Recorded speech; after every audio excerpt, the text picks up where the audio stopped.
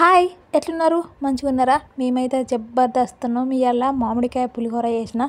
ఎండాకాలం వచ్చిందంటే ఇక మామిడికాయలు దొరుకుతాయి కదా, మంచిగా ఇట్లా పులిహోర వేసుకున్నాం అనుకో టేస్ట్ మాత్రం జబర్దస్త్ ఉంటుంది. తిననోళ్ళు కూడా మస్తుగా ఇష్టంగా తింటారు. చిన్నపిల్లలకైతే మస్తు నచ్చుతుంది. ప్రాసెస్లోకి వెళ్ళిపోతే మంచిగా ఒక మామిడికాయ తీసుకున్నా, చూస్తారు కదా, మంచిగా ఒక మామిడికాయ తీసుకొని ముందు కొంచెం కడిగేసి మంచిగా ఇట్లా పీలర్తోని మొత్తం పీల్ చేస్తాను చూస్తున్నా చూడు, మంచిగా పీల్ చేసేసుకోవాలి. కొంచెం కొంచెం కొంచెం కొంచెం అట్నే పీల్ చేసుకొని దాంతో రాకపోతే చాకుతో కూడా మొత్తం పీల్ చేసిన మంచిగా పీల్ చేసేసుకొని చూస్తున్నారు కదా వీడియోలో చూసినట్టు మంచిగా పీల్ చేసేసుకోవాలి. తర్వాత ఇట్లా ఒకటి మనకు కుడకలు గీరేది అనేది దొరుకుతుంది. అట్లాంటి దాంతో మొత్తం ఈ మనం పీల్ చేసుకున్న దాంతో మొత్తం గీక్కోవాలి. చూస్తున్నారు కదా మంచిగా ఇట్లా గీక్కోవాలి. అంటే నేను ఇది పెద్దది మామిడికాయ అని సగమే గీకుతున్నా అన్నట్టు. మొత్తం ఇట్లా గీకుతా ఉంటే మనకు తురుము అనేది ఇట్లా మంచిగా ఇట్లా పడుతుంది అన్నట్టు. చిన్నగా తురుముకోవాలి మంచిగా. ఎంత తురుముకుంటే మనకు అంత పుల్లగా టేస్ట్ మంచిగా వస్తుంది. చూడు మామిడికాయ మొత్తం తురిమింది పక్కకెట్టేసుకోవాలి. ఇట్లా పక్కకెట్టేసుకున్నాక తర్వాత మనం ఒకసారి ఒక గిన్నె తీసేసుకోవాలి. ఒక గిన్నె తీసుకొని మంచిగా వేడి చేసుకున్నాక కొద్దిగా ఆయిల్ పోసుకోవాలి. ఆయిల్ పోసేసినాక ఆయిల్ హీట్ అయినాక మంచిగా ఆవాలు, జీలకర్ర, ఎల్లిపాయలు మంచిగా అన్నీ వేసుకోవాలి. అన్నీ వేగుతుండాలి, మంచిగా వేగాలి. మంచిగా ఎర్రగైనాక అట్నే పచ్చిమిర్చి కూడా వేసేసుకోవాలి. తర్వాత ఎండుమిర్చి ఒక 2-3 ఎండుమిర్చి కూడా వేసుకోవాలి. ఎండుమిర్చి వేసుకుంటే ఏంటంటే మనకు టేస్ట్ మంచిగా వస్తుంది అన్నట్టు.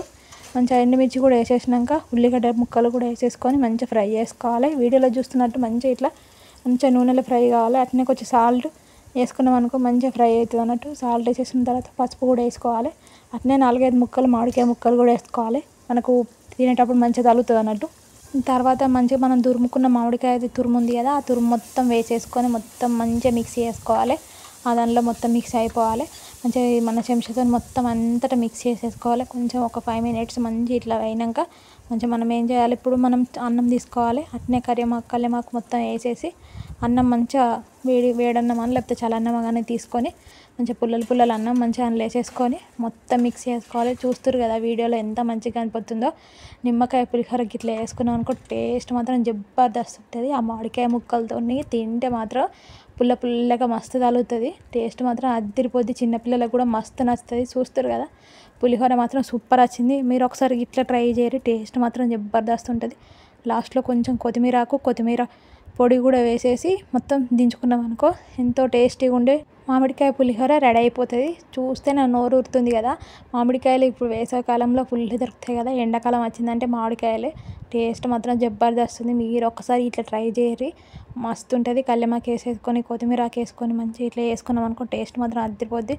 లాస్ట్లో గిన్నెలోకి మంచిగా మామిడికాయ ముక్కలతోని మంచి ఇట్లా చూస్తున్నారు కదా గ్యాని మంచి ఇట్లా డెకరేషన్ చేసుకుంటే ఎంత మస్తుగా కనబడుతుంది. ఒక్కొక్క ముద్ద తింటుంటే నోట్లో నీళ్ళు ఊరుతున్నాయి అన్నట్టు, అంత టేస్టీగా ఉంది. మీకు మాత్రం నచ్చితే లైక్ చేయండి, అట్నే షేర్ చేయరు, ఒకసారి ట్రై చేయండి.